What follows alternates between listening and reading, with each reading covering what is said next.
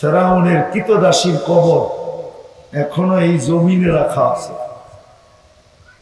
এখনো দেখার সুযোগ আছে, এখনো সুগ্রাণ বাহির হয়, জান্নাতি সুগ্রাণ বাহির হয়। ডেলি হাজারো মানুষ ওই গ্রাণ একবার নাকে লাগানোর জন্য যায়। আল্লাহর রসুল সর্বপ্রথম যিনি নাকে লাগাইছিলেন, জিজ্ঞাসা করছিলেন এটা জান্নাতের ঘ্রাণ, ইন্নী আজিদু রিহা জান্নাহা হুনা, আমি তো জান্নাতের সুগ্রাণ পাইতেছি এখান থেকে।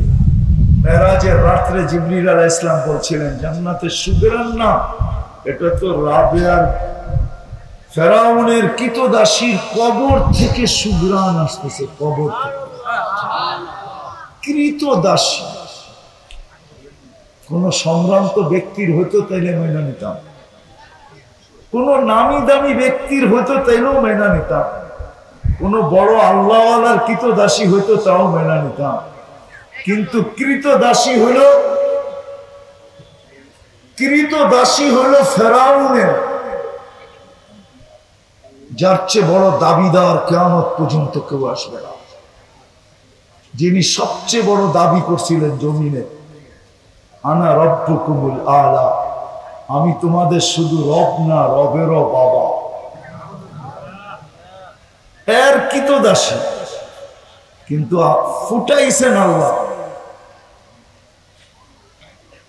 যার কারণে ঘ্রাণ আজও বাহির হয়, কিয়ামতের সকাল পর্যন্ত বাহির হবে। আল্লাহ জানে কিয়ামতের মাঠে কি হবে। মাস্টার ঘেরানের কি হবে কিয়ামতের মাঠে আল্লাহ জানে, এর দুই বাচ্চার ঘেরান কি হবে আল্লাহ জানে। দুটাই তো শিশু ছিল, একটা 6-7 বৎসরের, একটা কোলের বাচ্চা। দুটাকে তো মা বিসর্জন দিছিলেন, দুটাই তো বিসর্জন দিছিলেন। কথা অন্য দিক ঘুরে গেল। আজকে আমরা নবীকে নবী বইলা মানি তো বটে, মানেন না? মানেন তো বটে, ঠিক না? উম্মত বলে স্বীকার করি তো বটে, ঠিক না? মহব্বতের দাবি তো করি বটে, ঠিক না? সত্য তো। কিন্তু নবীকে মানি কতটুকু, ওনার আদর্শ কতটুকু মানি? শুধু কি এতটুকুই যথেষ্ট যে আপনাকে সবকিছু আইনা দিল? সমস্ত উম্মতের ভিতর থেকে লক্ষ কোটি, শুধু একটা না, দুটা না, সেঞ্চুরি না, আমার ছোট জীবনটা যথেষ্ট হবে না। নবীজি আমাদেরকে যা আল্লাহর কাছ থেকে পাওয়ায়া দিল, যা আইনা দিল, ওনার কারণে আমরা যতটুকু বেনিফিট পেলাম, ওনার কারণে আমাদের মর্যাদা যতটুকু উচ্চ শিখরে উঠল, উচ্চ শিখরে উঠল মর্যাদা। যিনি 23টা বৎসর চোখের পানি কোনোদিন থামতে দেন নাই, কসম খোদা, নারায়ণগঞ্জের মানুষ আমার কথা মানে, 23 বৎসর চোখের পানি শুকাইতে দেন নাই। আমি জিজ্ঞাসা করি না, জিবরিল আর মিকাইল আলাইহিমুস সালাম জিজ্ঞাসা করছে, মা জালা আরাকা তাবকি, যখনই দেখি কাঁদেন কেন? বলছে উম্মতের জন্য চোখের কান্না থামে না। দিল নাই আমাদের ভিতরে। আমি বিরোধিতা করতেছি না, আমাকে কেউ বিরোধী মনে করেন না।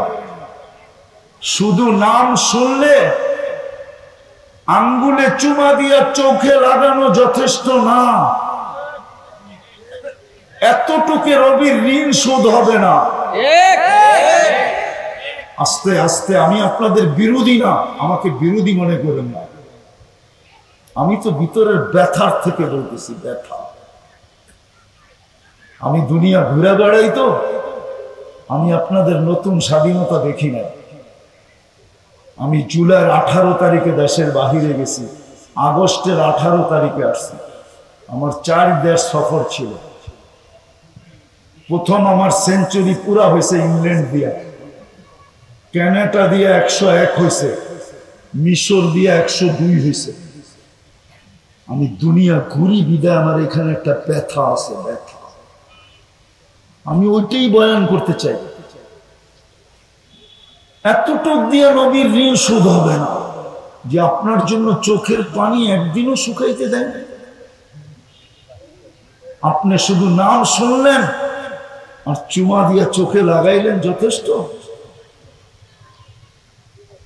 রাগ হয় না, পায়ে হাত রাখে। যে মৃত্যু লগ্নে যার ঘরের ভিতরে বাতি জ্বালানোর মতো 9 ফ্যামিলিতে কোনো তেল ছিল না। 9 ফ্যামিলি ছিল যেদিন দুনিয়ার থেকে চলে যেতেছেন, কোনো তেল ছিল না বাতি জ্বালানোর মতো। সবার ঘরে ক্ষুধার্ত ছিল। দুজাহানের বাদশাহ কয়েক বেলার ক্ষুধার্ত ছিল। হাসান হোসাইন ক্ষুধার্ত ছিল, আলী ফাতেমা ক্ষুধার্ত ছিল। যিনি একবারও মুখ দিয়া বলেন নাই আমি যাওয়ার পরে আমার ফ্যামিলির কি হবে, কিন্তু যখন দুনিয়ার থেকে বিদায় নিতেছিলেন চোখের পানি দিয়া জিবরিলকে বুঝাইতেছিলেন, আরশকে হেলাইতেছিলেন, হেলাইতে। আমার কথা বোঝেন, আরশ হেলতেছিল, জিবরিল আলাইহিস সালামকে বুঝাইতেছিল। জিবরিল চোখের পানি কেন জানো? জিবরিল জিজ্ঞাসা করছে, আতাবকি ওয়া আনতা ইলা রাফিকিল আলা, আপনি এখনো কাঁদেন? আপনি তো আল্লাহর সান্নিধ্যে যাবেন, আপনার তো খুশিতে আটখানা হওয়ার কথা, আপনি কাঁদেন কেন? তো বলছে জিবরিল, ফামান লিবাদি লি উম্মতি, আমার উম্মতকে কে দেখা রাখবে। লানত আমাদের জিন্দেগির উপরে। যুবক একটু ভাবো, এতটুকুই যথেষ্ট যে মুখে বলি আপনাকে মহব্বত করি, দাবি করি উম্মত হিসাবে, এতটুকুই কি যথেষ্ট? অথচ যিনি বিদায় লগ্নে 9 ফ্যামিলি ক্ষুধার্ত। আম্মাজান বলেন যদি তেল থাকতো তাহলে খিদার তাড়না এতটুকু ছিল যে তেল পান করে নিতাম। তেল প্রতিবেশীর ঘরের থেকে তেল আইনা ওই রাত্রে বাতি জ্বালাইছি। 9 ফ্যামিলি, একটা না, 9 জন আম্মাজান ছিলেন। 9 ফ্যামিলি, হাসান হোসাইন আলী ফাতেমা, নিজের ক্ষুধার্ত, কিন্তু একবারও বলেন না আমার ফ্যামিলি কি হবে। চিৎকার ছিল ফামান লিবাদি লি উম্মতি। জিবরিল আলাইহিস সালাম কাইপা উঠছেন, আরশও কাইপা উঠছে। আল্লাহ জবাব পাঠাইছে, বন্ধু চলে আসেন, উম্মতকে আমি দেখা রাখবো। আমি উম্মতকে আমি দেখা রাখবো, চলে আসেন। এতটুকুই যথেষ্ট যিনি আজকে এখনো কবরে আমাদের জন্য কাঁদেন। আমাদের নবী তো মামাতুন নবী না, হায়াতুন নবী, কবরে এখনো জীবিত। হায়াতুন নবী, আমাদের নবীজি হায়াত বা হায়াত আছে, কবরে জীবিত। মামাতুন নবী না, এখনো আমাদের জন্য চোখের পানি জড়ায়। বিশ্বাস হয় না? হ্যাঁ, যান মৌলানা আব্দুল আউয়াল সাহেবকে জিজ্ঞাসা করে আসেন। নারায়ণগঞ্জের বড় বড় ওলামাদেরকে জিজ্ঞাসা করেন। আমার নাম নিয়ে বললেন যে উনি বলছে এখনো আল্লাহ ওয়ালারা দেখেন নবীজি মুহাম্মদুর রাসূলুল্লাহ সাল্লাল্লাহু আলাইহি ওয়াসাল্লাম উম্মতের জন্য চোখের পানি ঝরান আর চিৎকার দেন, মা বি উম্মতি, আমার উম্মতের কি হলো, কি হলো আমার উম্মতের, কি হলো, হলো কি আমার উম্মতের। এদের কাছে আমি বলেন মুসলমানের কাছে আল্লাহর রাসূলের আদর্শ বেশি ঘৃণিত না বিজাতির কাছে ঘৃণিত? কার কাছে? বিজাতির কাছে।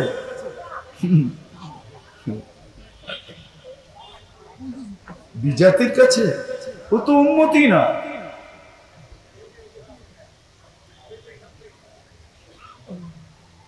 ও তো উম্মতই না, ও তো আলোচ্য বিষয়ই না। ওকে তো সম্বোধনই করা হয় না, ওকে তো আল্লাহ সম্বোধনই করেন নাই। এই জন্য কোরআনে যেখানে আল্লাহ কাফেরদেরকে কিছু বলতে হয়েছে তো মাধ্যম দিয়া বলছেন, কুলিয়া আইয়ুহাল কাফিরুন, বন্ধু আপনি বইলা দেন। আপনি বলবেন না? কারণ আমি তো মুসলমানের লোকে মুখ লাগাবো, কাফেরের সাথে লাগাবো। সম্বোধনই তো করেন না। আজকে বলেন আপনার আমার জীবনে আল্লাহ রসুলের আদর্শ ঘৃণিত না প্রিয়? যদি প্রিয় হইতো, যুবক তোমাদের পায়ে হাত রাখি, তাহলে তোমরা নেটে দেখা চুল কাটো কেন? এটা কি আল্লাহ রসুলের আদর্শ? তাহলে তোমরা 31st নাইট করো কেন? এটা কি আল্লাহ রসুলের আদর্শ?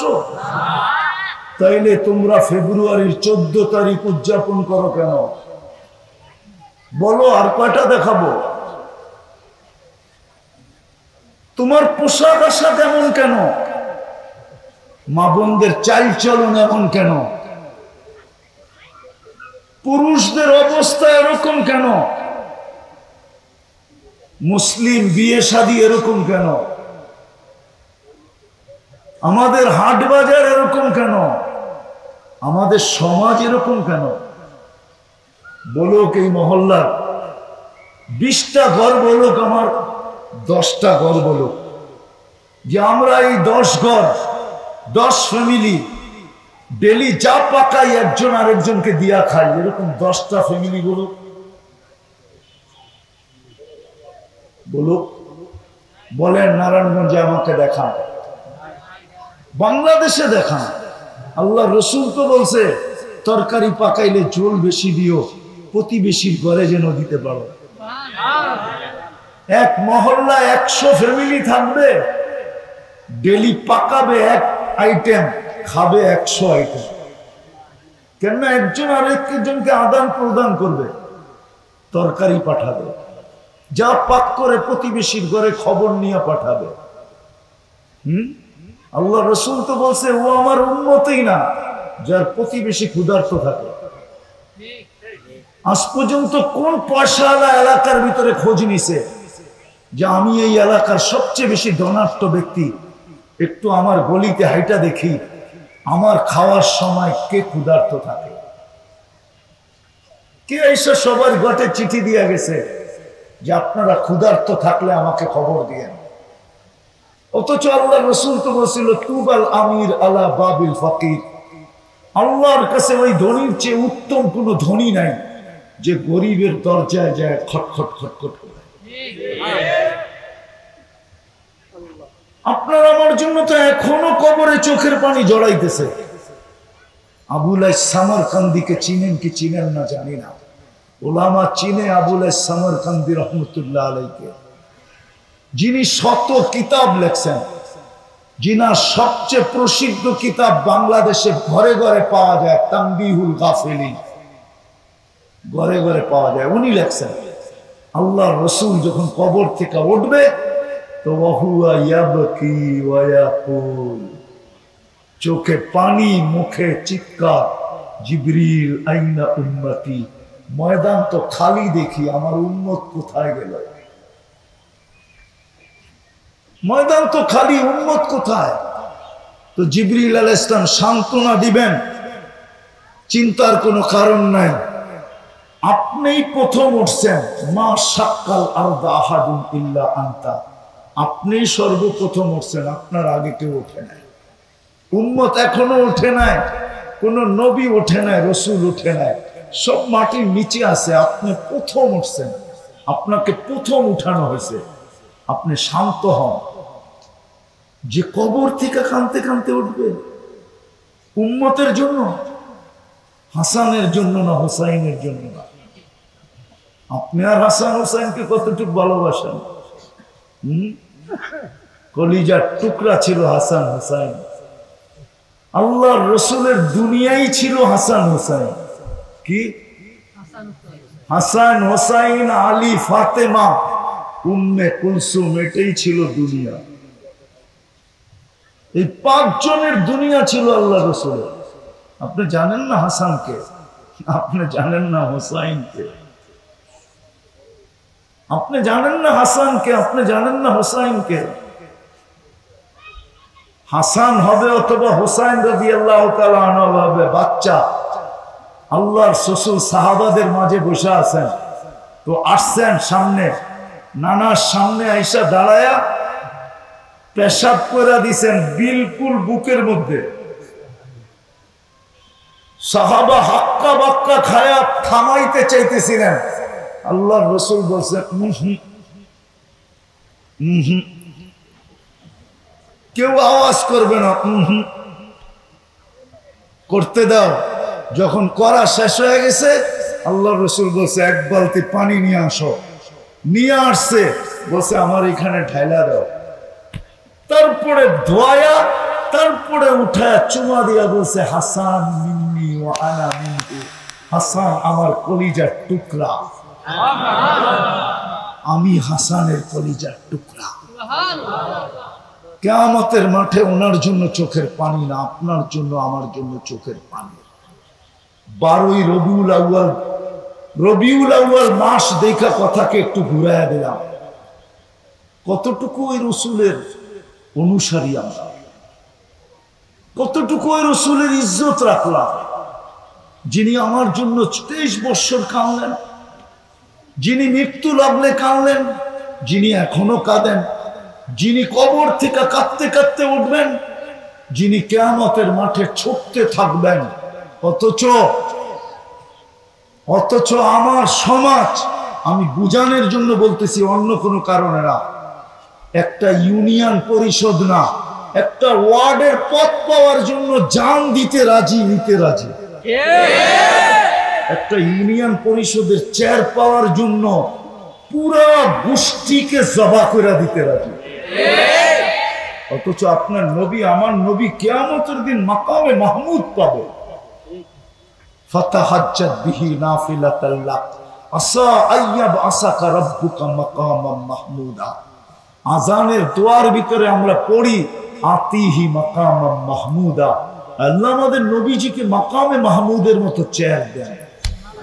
দিবে আল্লাহ, দিবে, নিঃসন্দেহে দিবে, কিন্তু বৈশা দেখবেন না চেয়ারটা কিরকম, শুধু হাত রাইখা দেখবেন।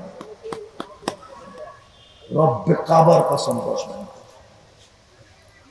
আল্লাহ অভিযোগ করবে, বন্ধু কেন বসেন না? বলছে উম্মতের জন্য 3 জায়গায় ছুটবে কে আমি বসা গেলে? আমি তো হাউজে কাউসারে ছুটবো, পিপাসিত উম্মতকে পানি পান করায় পিপাসা নিবারণ করব। তারপরে আর কোনোদিন তার পিপাসা লাগবে না। মান শারিবা ফালা ইয়াসমান বাদাহা আবাদা। আবার আমি মিজানের কাছে দৌড়াইব, পাল্লা যদি না ঝোঁকে, তা আপনি প্রতিশ্রুতি দিছেন আমাকে, আমি চাইলে দিবেন, সুপারিশ করলে মঞ্জুর করবেন। আমার চেহারাকে আপনি লজ্জিত হইতে দিবেন না, আমাকে আপনি রাজি করে ছাড়বেন। আমি তো দৌড়াবো মিজানের কাছে, পাল্লা না চোখলে ওইখানেই হাত উঠায় দিব। যদি পুলসেরাতের কাছে আবার দৌড়াবো, যদি ফাইসা যায় থাকে তো দুরুদের গাঠি মাথায় দিয়া পার করায় দিব। আপনার জন্য তো বসবে না, সমস্ত নিজেকে পর্যন্ত ভুলা যাবে। সব নবীরা বলবে নাফসি নাফসি নাফসি নাফসি নাফসি। এরকম কোন নবী নাই, রসুল নাই যে নাফসি নাফসি না বলবে। কিন্তু আপনার আমার নবীজি তো কিয়ামতের মাঠে ছুটবে আর বলবে রব্বি উম্মতি উম্মতি। কতটুকু লাজ রাখলাম, কতটুকু ইজ্জত রাখলাম। মোহব্বত তো করি, বলি বটে বলি, কিন্তু কতটুকু ওই নবীর ইজ্জত রাখলাম, কতটুকু লাজ রাখলাম। বলেন কালকে এই চেহারাটা কি করে দেখাবেন? ওনাকে না দেখানো ছাড়া তো জান্নাতে যাওয়া যাবে না। আল্লাহর রসুলকে ফাঁকি দিয়ে আপনি জান্নাতে যাবেন? আল্লাহ রসুলকে অ্যাবাউট করে আপনি জান্নাতে যাবেন? আল্লাহ রসুলের সুপারিশ ছাড়া আপনি জান্নাতে যাবেন? আরে আপনি আমি তো দূরের কথা, ওই পর্যন্ত তো আল্লাহ হিসাব শুরুই করবে না যতক্ষণ পর্যন্ত বন্ধু সেজদায় না পড়বে, না পড়বে, না পড়বে, না পড়বে। কারো হিসাব কিতাব শুরু করবে না। আমি তো আমার তাখাইয়ুলান বলি, সারা দুনিয়া বলবে হিসাব কিতাব হোক, কিয়ামতের মাঠের কষ্ট আর সহ্য হয় না, নবীরা পর্যন্ত বলবে হোক, কিন্তু আল্লাহ বলবে না। যতক্ষণ পর্যন্ত আমার বন্ধু না চাবে হবে না। যখনই সেজদায় পড়বেন আল্লাহ বলবে ইরফা রাসা, মাথা উঠান, আমি নামতেছি। ওই শাফাতে কুবরা ছাড়া আপনি পার হয়ে যাবেন? চেহারাটা কিভাবে দেখাবে যুবক? চুল তো কাটো অন্যের স্টাইলে, পোশাক আশাক তো অন্যের মতো, চাল চলন তো অন্যের মতো। তোমাকে দেখলে তো মনে হয় না তুমি উম্মতে মুহাম্মদী, তুমি নবীর কান্ডারি মনে হয় না, যদিও তুমি মুখে বলো আমি বড় কান্ডারি। সত্য তো এটাই ছিল, আল্লাহর ঘোষণা ছিল क्या वफा तूने मोहम्मद से तो हम तेरे हैं, क्या वफा तूने मोहम्मद से सल्लल्लाहु अलैहि वसल्लम। কবি তো বলে, হাদিসের তর্জমা তো করছে, তুমি যদি মুহাম্মদুর রাসূলুল্লাহর গোলাম হইলা তো আল্লাহ বলে আমার বন্ধুর গোলাম হতে দেরি, আমি তোমার হতে দেরি হবে না। আমি হব তোমার, তুমি হবে বন্ধুর। তুমি হবে বন্ধুর, আমি হব তোমার। ये दुनिया क्या चीज है, लोह कलम तेरे हैं। दुनिया की दाम, কয় টাকার দাম দুনিয়া? কয় টাকা? দুনিয়ার দাম আর কয় টাকা? এটাও তো হাদিসে বলা আছে, লাউ কানাতিদ দুনিয়া ইনদাল্লাহি তাদিলু জানাহা বাউদা। যদি এক মশার পরের সমান, যদি ডানার সমান যদি দুনিয়ার দাম সমগ্র সম্পদের সাথে হইতো, মা সাকা কাফেরান সুরবাতা মা, তো কোন খোদাদ্রোহী নাফরমান বেঈমানকে, অমুসলিমকে আল্লাহ এক ঘোট পানি পান করতে দিতেন না। এক ঘোট চিনেন? সামান্য গলা বিজানের মতো পানি পান করতে দিতেন না। কেননা দুনিয়াতে কেমিক্যাল দিয়ে পানি বানানো যায়, হাইড্রোজেন অক্সিজেন মিলাইলে পানি হয়, কিন্তু ওই পানি খায়া বাঁচা যায় না।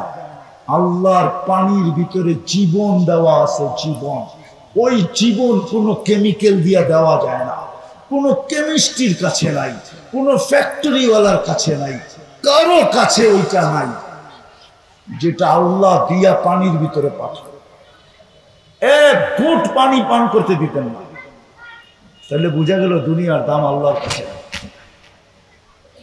কথার শেষ জায়গায় আমি চলে আসছি, এই জন্য মেরে দোস্ত, আল্লাহর রহমত ছাড়া ফুটবে না। আল্লাহর রহমত ছাড়া আমরা কি করব না? ফুটবো না। আর যদি না ফুটলাম তা আল্লাহ আমাদের দিকে রহমতের দৃষ্টি দিয়া তাকাবেন। আর যদি নিজেকে ফুটাইতে চান তাহলে আল্লাহ ফুটানোর জন্য মুহাম্মদুর রাসূলুল্লাহ সাল্লাল্লাহু আলাইহি ওয়াসাল্লামকে দিয়েছেন। এই জন্যই আল্লাহ বলছে, क्या वफा तूने मोहम्मद से तो हम तेरे हैं। আমার বন্ধুর গোলাম হয়ে দেখো, আমি তোমার হয়ে যাব। এই দুনিয়ার কি দাম? মশার ডানার সমান দাম না, সমগ্র জগৎ উঠায়া তোমার হাতে দিয়া দিবে। লৌহ তোমার হবে, কলম তোমার হবে, সব সৃষ্টি আমি তোমার অধীন করে দিব। অধীন সব তোমার হাতে উঠায়া দিব, সবকিছুর মালিক তোমাকে বানায় দিব, সর্বশেষ জান্নাত তোমাকে দিয়া দিব। এই জন্য আসেন, রবিউল আউয়াল মাস, পায়ে হাত দিয়া বলি, 2-3টা কাজ করতে পারবেন? আজকে অঙ্গীকার করতে পারবেন যে নবীর আদর্শকে নিজের জীবনের আদর্শ বানাবেন।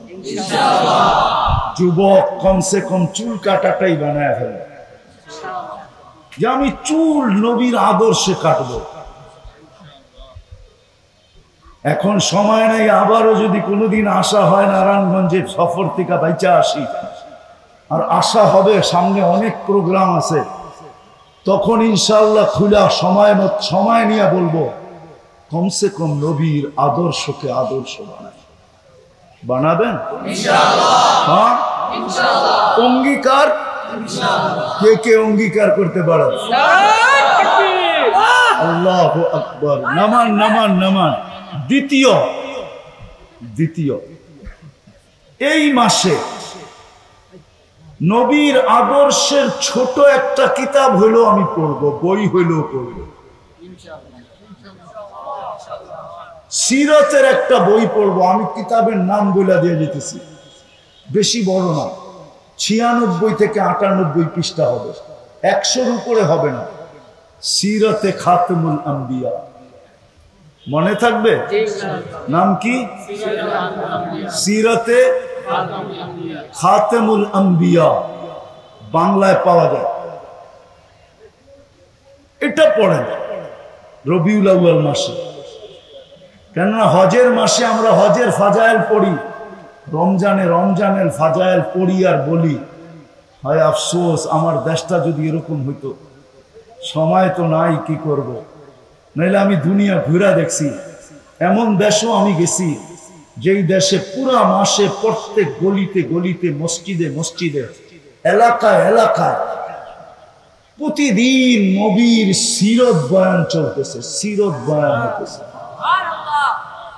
এক মাসের জন্য যেন পুরা দেশের মানুষ নিজেকে ছুটি নিয়ে নিছে, প্রত্যেক মসজিদে নবীর সিরত বয়ান হতেছে, আদর্শ। এই জন্য বলতেছি আমার এখানে তো হবে না ওরকম, নাইলে আজকের এটাকে ওয়াজ মাহফিল বলা হইতো না, ইসলামী মহাসম্মেলন বলা হইতো না, হয়তো বলা হইতো এটাকে আজকে সিরত সম্মেলন, নবীর নামে মনসুব করা হতো। কমসে কম আমরা একটা সিরতের কিতাব পড়ব, নাম কি? সিরাতে খাতেমুল আম্বিয়া। যান, আপনি বেশি দূরে যেতে হবে না, দেওবন্দ মাদ্রাসার সামনে লাইব্রেরি আছে, ওইখানে গেলেই পাবেন, পড়েন। আর তৃতীয়, আজকের থেকে অঙ্গীকার করি আল্লাহ রসুলের সবচেয়ে বড় আদর্শ, এর চেয়ে বড় কোনো আদর্শ আজকের থেকে 5 ওয়াক্ত নামাজ কখনো ছাড়বে না। অঙ্গীকার। চতুর্থ, আল্লাহ রসুলের সবচেয়ে বড় হুকুম আমাদের কাছে রেখা গেছেন যে আজকের থেকে কখনো আজকের থেকে হক্কানি আলেম ওলামা আল্লাহ ওয়ালাদের পিছে চলবো, সঙ্গে চলবো, মনের থেকে না। সবাই বলা এই জন্য বলেন হ্যাঁ। পঞ্চম, কোন হক্কানি আলেম ওলামা আল্লাহ ওয়ালাদের উপরে আঙ্গুল উঠাবো না। পারবেন? পাক্কা? হ্যাঁ। কেননা কোরআন দুটাই হুকুম দেয়, ফাস্তামিউ ওয়া আনসিতু। ফাস্তামিউ, যত বেশি মনোযোগ দিয়ে শোনা যায়। আনসিতু, পরিবেশটা যেন নির্জুম হয়, বিলকুল আওয়াজহীন, তাইলে কিন্তু লাআল্লাকুম তুরহামুন, আল্লাহর দয়া আমাদের উপরে হবে।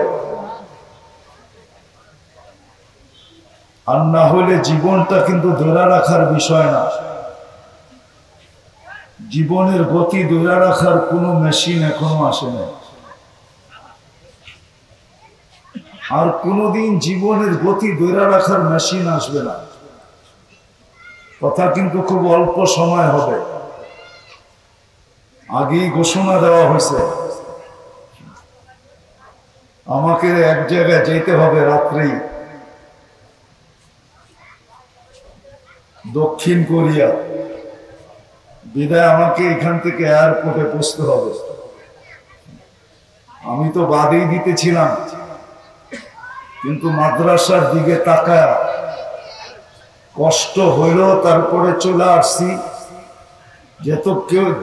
যাতে কেউ এই কথা মাদ্রাসাওয়ালাদেরকে বলতে না পারে যে খামাখা পোস্টারে নাম দিছেন, আপনারা দাওয়াতই দেন না। কেননা না আসলে হাজারো কথা মাদ্রাসাওয়ালাদেরকে শুনতে হয়।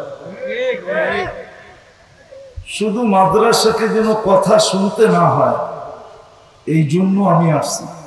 আসলে কথা বলার জন্য আসি না। কথা তো আমার পরে শরীয়তপুর হিসাব আসবে, হাসাবেও আপনাদেরকে, আবার কাঁদাবেও আপনাদেরকে। আল্লাহ হাসানের সিফতও দিছে, কাঁদানের সিফতও দিছে। মন ভরে আপনাদেরকে বয়ান শোনাবে, কিন্তু আমি দুই চারটা কথা বলার জন্য আসছি, যাতে এটা প্রমাণ হয় যে আমাকে দাওয়াত দিছিল বটে, কিন্তু আমার অসুবিধার কারণে আমি এখানে সময় বেশি দিতে পারি না। মাদ্রাসাওয়ালাদের কোনো দোষ না, এদের কোনো কসুর না, কোনো দোষ না। এজন্য কথা অল্প সময় হবে। মনোযোগ দিয়া যদি না শুনি, তাহলে আগেই বলছি, আল্লাহর রহমত নির্ভরশীল কিন্তু আমাদের দুটা জিনিসের উপরে, একটা মনোযোগের উপরে, একটা পরিবেশের নির্জুমতার উপরে। আর আল্লাহর রহমত যদি না হইল, তাহলে জীবনের গতি কিন্তু ধরে রাখার সুযোগ নেই। জীবনের গতি যদি ধরে রাখার সুযোগ হতো, তাহলে ধনাঢ্য ব্যক্তিরা বাড়ি ঘর গাড়ি বাড়ি না বানায় আগে ওই মেশিন কিনা সব সময় লোভে রাখত। বোঝা গেল জীবনটাকে ধরে রাখার কোনো সুযোগ নাই। না ধরে রাখার সুযোগ আছে, এটার জন্য কোনো পাওয়ার ব্যাংক নাই যে আপনি জীবনের গতিটাকে, জীবনটাকে ধরে রাখবেন বা জীবনের গতিকে থামায় দিবেন। না এটাকে ধরে রাখার কোনো মেশিন আছে, না এর গতি থামানোর কোনো মেশিন আছে। চলে যেতে হবে কিন্তু আমাদের, সত্য এটাই। কবির কথাই সত্য, আল্লাহর ঘোষণাই সত্য। ইউদরিকাল মউত, তোমাকে মউত ধরবেই ধরবে। আল মউত লাইসা লাহুল ফাউত, এটাকে কেউ ফাঁকি দিতে পারে না। কিন্তু চলে গেলে চলবে না, জীবনটাকে ফুটায়া যেতে হবে। জীবনটাকে ফুটায়া যেতে হবে। কেননা আমরা এটা বিশ্বাস করি, যতক্ষণ পর্যন্ত ফুল না ফোটে, কেউ না চোখ বুলায় না হাত বাড়ায়, কেউ চোখ দিয়েও দেখে না, হাত দিয়েও ধরে না। এমনকি 14 তারিখে কোনো যুবক বুলেও এটা হাত দিয়া ছোঁয় না। 14 তারিখ বুঝেন তো?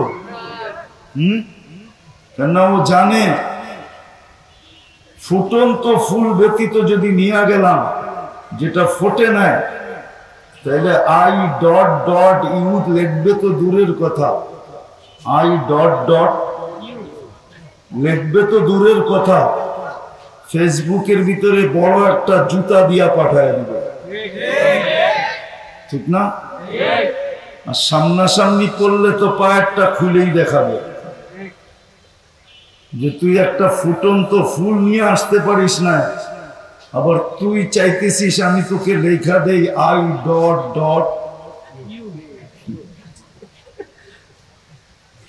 যদি ফুটন্ত ব্যতীত কেউ এটার দিকে চোখ না বুলায়, হাত না বাড়ায়, তাহলে যেই আল্লাহ অস্তিত্বটা দিল,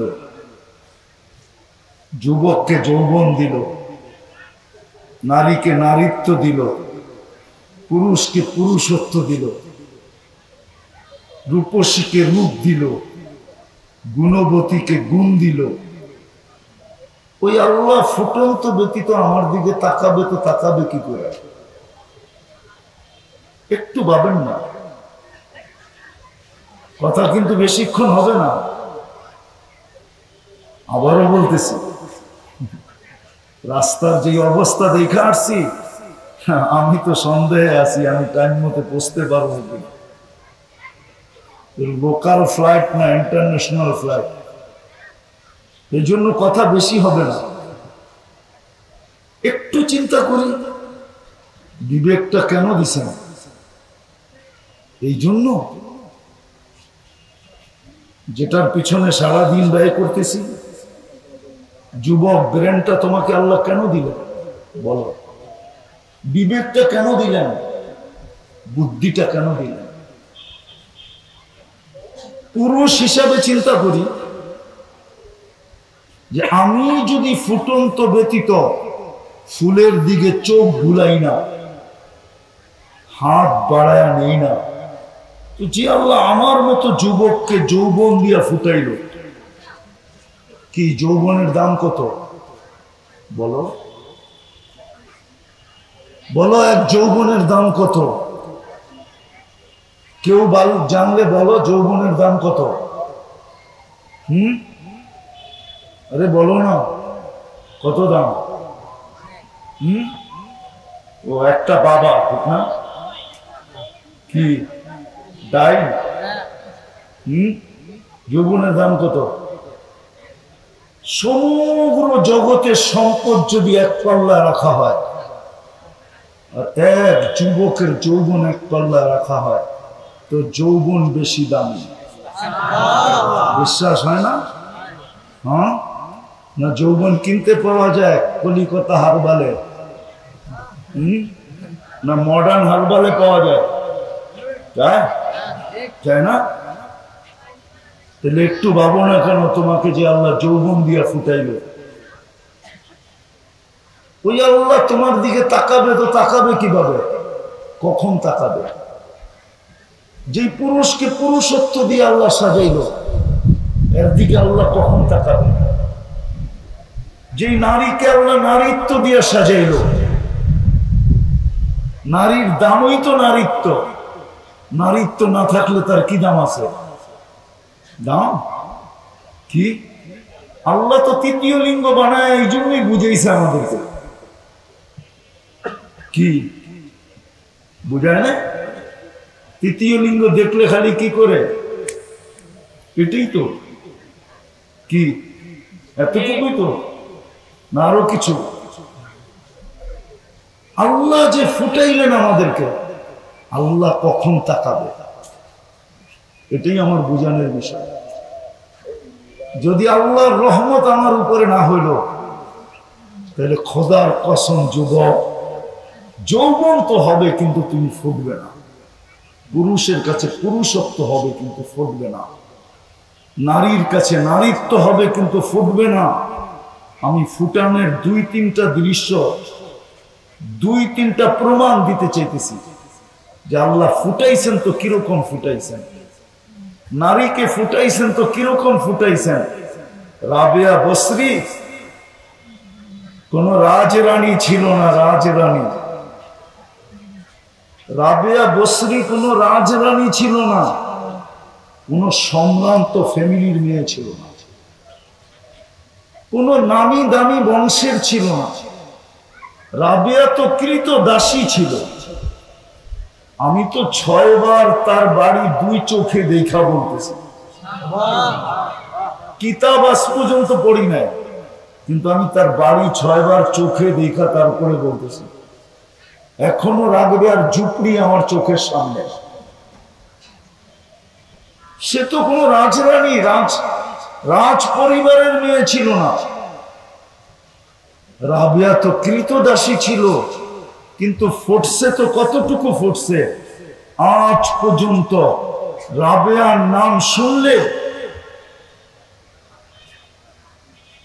রাবেয়ার নাম শুনলে কোনো মুসলমান মেয়ে যদিও তার কাছে ইসলামের কোনো ছোঁয়া না থাকুক, তারপরও নাপিয়ার নামটা শুনলে একটু সমীহ হইলেও করে, একটু সম্মান হলেও করে, একটু দিলে ধাক্কা লাগলেও লাগে না, লাগে না? রাবেয়া তো কোনো সম্রান্ত ঘরের মেয়ে ছিল না। চলেন আরেকটা দেখাই, শুধু রাবেয়া ফুটন্ত ছিল। আল্লাহ রাবেয়াকে ফুটায়া দিছিলেন, কিয়ামতের সকাল পর্যন্ত রাবেয়া বসরির নাম থাকবে। বেলালও কৃতদাসী ছিল রাদিয়াল্লাহু তাআলা আনহু। কিয়ামতের সকাল পর্যন্ত সমস্ত উম্মতে মুহাম্মাদীকে বেলালকে সাইয়্যিদি বলবে। সাইয়্যিদুনা বেলাল, আমাদের সর্দার বেলাল। কিয়ামতের মাঠেও সর্দার হয়েই উঠবে। কেমন সর্দার?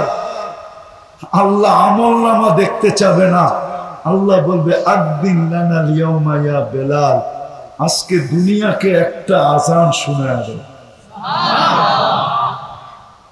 যিনি আল্লাহর রাসূলের বোরাক রশি টানতে টানতে সর্বপ্রথম জান্নাতের গেটে পা রাখবেন, ওনার আগে কেউ রাখবে না জান্নাতের গেটে পা। কেন? আল্লাহ রাসূলের বোরাক টাইনা নিবে কে? জিবরিল, মিকাইল, ইসরাফিল? না না না, কেউ না। আল্লাহ ডাকবে আইনা বেলাল, বেলাল তুমি কোথায়? আমি দুনিয়াতেও তোমাকে ফুটাইছি, এইখানেও তোমাকে আমি ফুটাইতে চাই, তোমার ঘ্রাণ আমি এখানেও ছড়াইতে চাই। সত্য এটাই।